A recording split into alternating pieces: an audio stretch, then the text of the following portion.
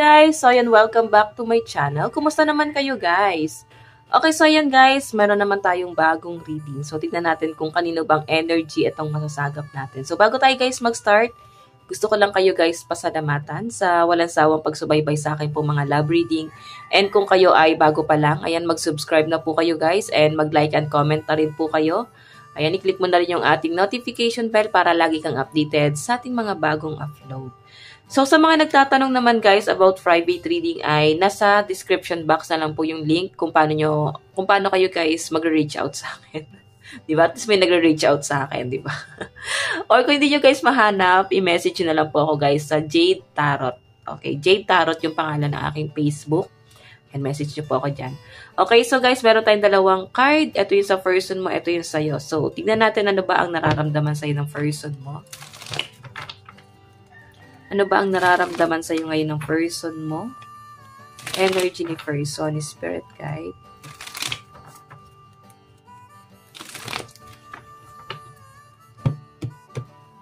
Okay. Energy ni person. Ayan. Ano naman ang nararamdaman mo sa person mo? Ano ang nararamdaman mo sa person mo?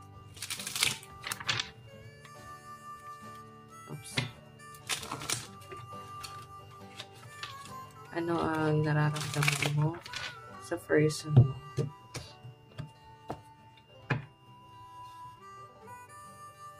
Okay. Pantay lang natin, guys. Okay, ano ba ang nararamdaman sa'yo ngayon ng person mo? May pagmamahal pa ba? May ano ba? Spirit guide. Tignan natin. Okay. Meron tayong Two of Pentacles. Mukhang hindi makapag-decide si person. Nagja-juggling siya. Naninimbang si person. Two of Pentacles, I think, may problema rin guys sa pera tong person mo. Oo. Nandun siya sa point na maaaring ang connection yung dalawa ay maaaring may alitan din patungkol sa pera. No? Yan guys, pasensya na namatay yung yung flashlight ng cellphone ko kasi nalobat. Okay, so ayan nga guys, nakakita ko sa person mo. I think may conflict din sa pera. Pwedeng ito rin guys, isa sa dahilan kung bakit parang nagdadalawang isip si person. Siguro, nafe-feel niya rito na pwedeng ang pera yung pwedeng yung pag-awayan or pwedeng pera yung pwedeng maging conflict yung dalawa pagdating ng araw, okay? So, tignan natin guys, ano naman ang tingin niya sa'yo ngayon. Malakas ang intuition mo. Nakikita niya sa'yo, matalino ka. Malakas ang pakiramdam mo. Siguro guys, magaling ka sa debate. Mukhang hindi na nanalo sa si person mo, no? Kaya siya lagi nagdadalawang isip dito. Para bang na-answer mo si person. Okay, kasi ikaw tong parang may kaalaman. Ikaw yung para bang never kanya kayang lokohin. Kasi, malalaman at malalaman mo. Mararamdaman at mararamdaman mo. Or makikita at makikita mo talaga. Alam mo yung parang, kahit itago niya guys, malalaman at malalaman mo. Siguro magaling ka mag-stalk. So, ayan guys, ang nakikita ko dito, High Priestess, malakas ang pakiramdam nitong tao to guys, okay? What I mean, ikaw, ang tingin niya sa'yo, malakas ang pakiramdam mo, matalino ka. Tignan natin guys, ano yung action ni person. Meron tayong, oh my God, Ace of Wands. Naku, mukhang dadaanin ka sa santong paspasan ni person. Ang gandang title nan guys. Mukhang kung hindi kanya kayang kunin sa santong usapan, eh mukhang gagamit siya ng kamay na bakal. Ganon, parang, ayaw mo, sige. No, di ba, bigla kang binuhat, tas kinulong. Ganon yung energy. Medyo brutal si person sa nakikita ko. Siguro guys, medyo ano siya guys, controlling. Kasi alam mo, ang lakas guys ng attraction mo and hindi niya guys kayang pigilan yung sarili niya na hindi matempt talaga sa iyo eh. Para kang isang tukso sa kanya na kahit anong mangyari, kahit may ginagawa siya or busy siya, kaya kanyang bigyan ng time. Okay? So, siguro guys, karelasyon mo pa nga to eh. Oo. Madaling mahuli sa salita itong si person mo. Kaya ikaw, minsan parang hindi ka naniniwala sa kanya or pwedeng iniisip mo kung ano ba yung intention niya, no? So, tingnan natin guys yung kanyang overall energy. The Hermit, naku, bakit ba siya nalulungkot ng ganyan? Si person guys, nandun siya sa point na pili niya wala siyang kakayahan. Nadadown siya kasi I think meron po siyang ibang iniisip. Medyo nalulumbay si person. Parang okay siya sa connection yung dalawa, pero meron siyang ibang iniisip po dito. Oo. Ayan. So, sa side ng person mo, guys, malakas ang earth sign, Capricorn, Taurus, and Virgo. Siguro, guys, ayan, Ace of Wands, Aries, Leo, and Sagittarius. Siguro, guys, kaya nag-iisip din si person kasi parang nagda-doubt po siya. Alam mo yung parang gustong-gusto kanyang makita, gusto kanyang puntahan. Yan ang nasa sense ko rito, guys. Okay? So, tingnan naman natin, guys, sa side mo. Okay, ano ba ang nararamdaman mo? Nararamdaman mo kay person. Ace of Cups, pure.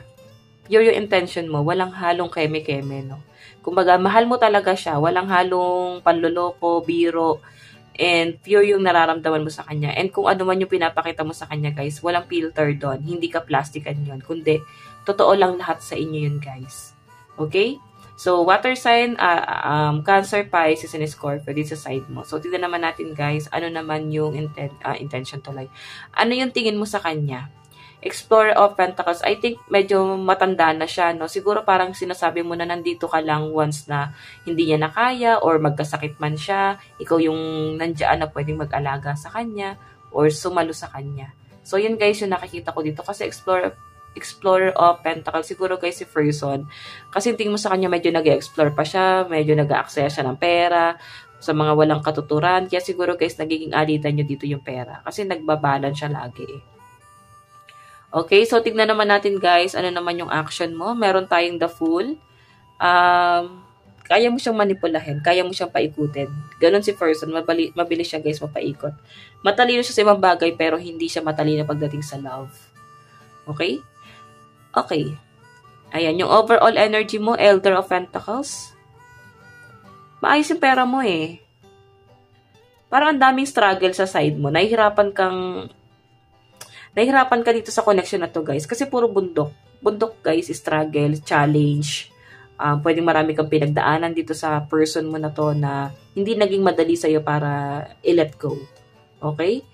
So, yan guys, Earth sign, Capricorn, Taurus, and Virgo, and Water sign, Cancer, Pisces, and Scorpio. Bottom of the deck, Air sign, Aquarius, Gemini, and Libra. So, guys, 3 of Swords. Meron din palang Wands, no? Aries, Leo, and Sagittarius. So, 3 of Swords, I think, may third party. Oo, may third party na nangyari dito, guys. Kaya parang ang dami mong pinagdaanan dito sa person na to. Pero iba sa inyo, guys, nananatili pa rin kayo doon. Hindi nyo, guys, kaya pang i-let go si person. Pero ang maganda rito, guys, si person, gusto niyang gumawa ng action dito. Siguro no contact eh. Wala kayong pag-uusap or baka binlock. Pero soon, maaari magkakaroon guys ng realization si person kasi naiisip ka pa rin niya dito. Okay? Sa side mo, the Chariot. Napakabilis. Napakabilis mag-decide ni person. Siguro guys, parang feeling mo, isa siyang bagyo. Na parang ang bilis siyang dumating, ang bilis din niyang umalis. Okay? Tignan natin guys, ano na, no? Saan napapunta tong connection na to? Sa future.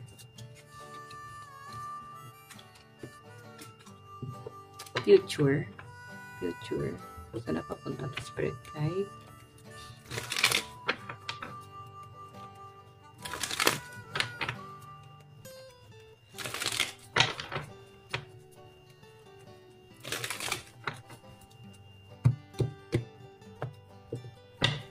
Future.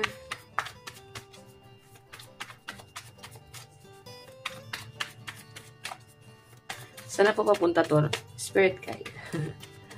Okay, so guys, meron tayong, wow, Wheel of Fortune.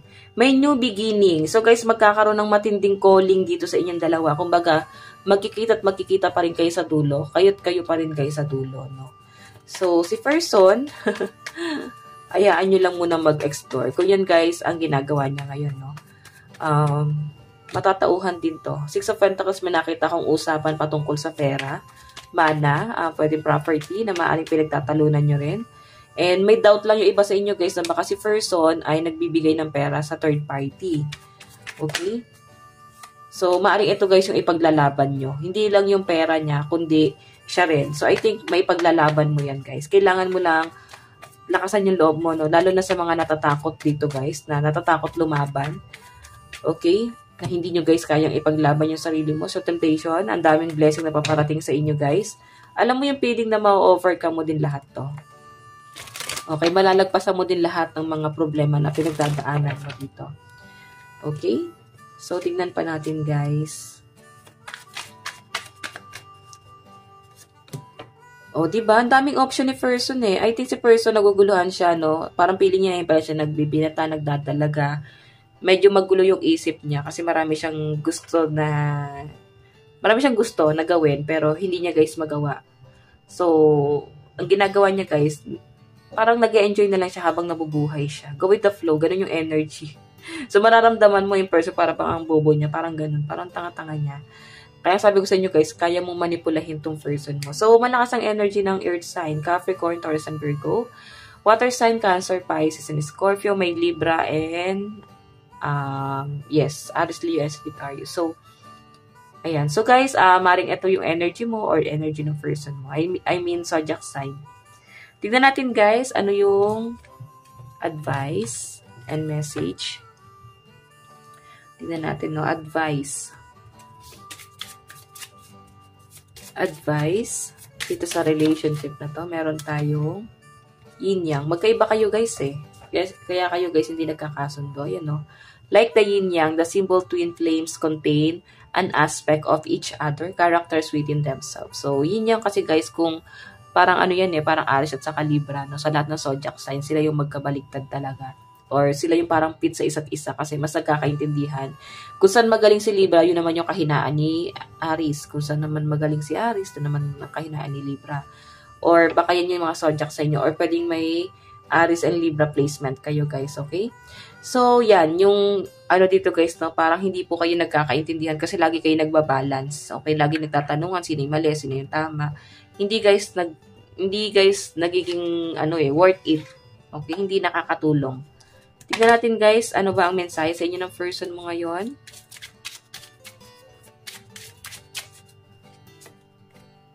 Okay, I couldn't let you get close to me. Siguro guys, hindi kanya kayang mapalapit sa kanya ng tuluyan sa kanya. Siguro nasa conflict din si person eh. Hindi niya lang din guys masabi sa inyo.